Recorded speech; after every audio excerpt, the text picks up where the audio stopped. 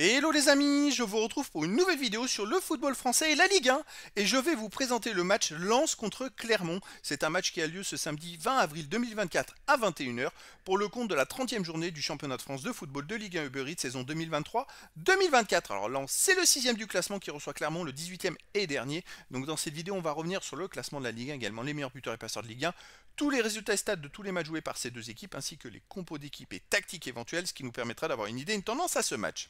Pour ceux qui souhaitent voir ce match à la télé, sachez que vous pouvez le voir sur Canal Plus Sport 360.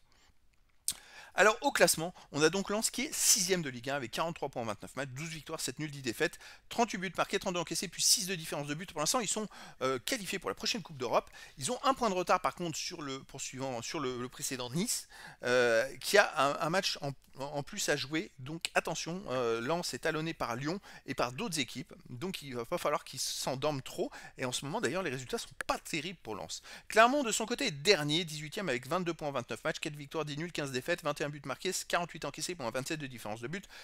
Donc pour l'instant c'est très compliqué.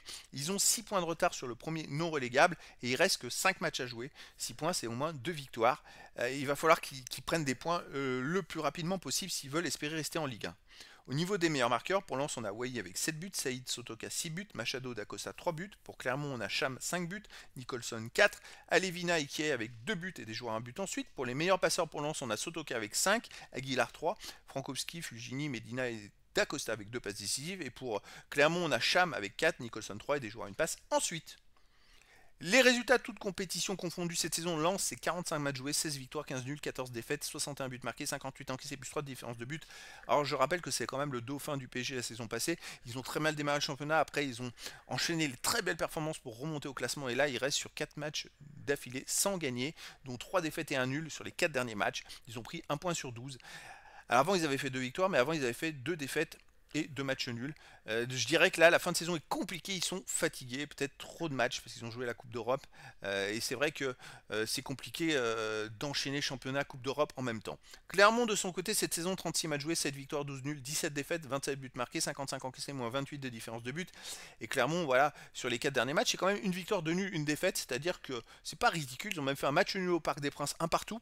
C'est-à-dire que sur les 12 derniers points, ils en ont pris 5, mais ils avaient tellement de retard au classement que ça devient compliqué pour eux. Au niveau des matchs à domicile, Lens reste sur 2 matchs de suite sans victoire, avec un nul et une défaite. Avant ils avaient gagné, avant ils avaient fait une défaite et un nul. Donc sur les 5 derniers matchs, c'est seulement une victoire, 2 nuls et 2 défaites. C'est pas terrible. Avant aussi, ils avaient fait, on va dire même sur les 8 derniers matchs, c'est 2 victoires, 3 nuls et 3 défaites. C'est pas terrible du tout. Clermont de son côté, l'extérieur reste sur 5 matchs de suite sans victoire, avec 2 nuls et 3 défaites, dont un nul au PSG. Alors est-ce que c'est synonyme de renaissance à l'extérieur? Mais le nul, ça ne sera pas positif pour eux. Ils doivent gagner, ils doivent prendre des 3 points, Clermont, s'ils veulent espérer se maintenir. Au niveau des compos d'équipe et tactique, pour Lens, on aurait du 3-4-3 gardien Samba, défense Grady, Danso, Medina, milieu de terrain Aguilar, Diouf, Enaoui, Frankowski, attaquant Sotoka, Wai et Costa.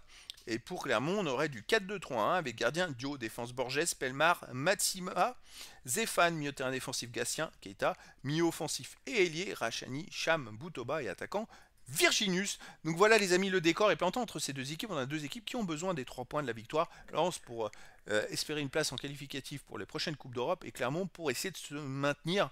En tout cas les amis, je vous donne rendez-vous ce samedi 20 avril 2024 à 21 h pour le match de la 30e journée du championnat de France de football de Ligue 1 Uber Eats saison 2023-2024. Lens, le 6e du classement, reçoit Clermont, le 18e. Voilà les amis, je vous dis à très bientôt pour une nouvelle vidéo.